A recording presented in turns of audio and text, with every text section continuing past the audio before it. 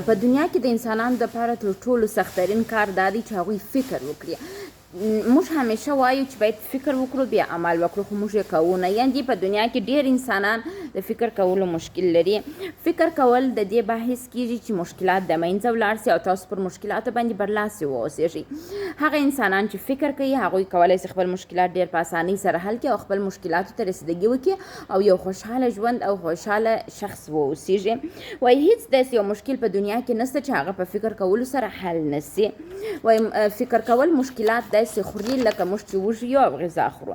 وایي هیڅ وخت روانشناسان د مشکلاتو په توسط عاطفي مشکلات نه پیدا کوي، ځکه چې روانشناسان په دقیق توګه فکر کوي. او بل د دې دپاره چې تاسو د فکر کولو توان خپل په ځان کې جوړ کړئ، کله چې د یو موضوع سره مخ کېږئ د 1 تر 10 پورې حساب ولیکئ او بیا 10 وارې فکر وکړئ او هغه کار ترسره کړئ.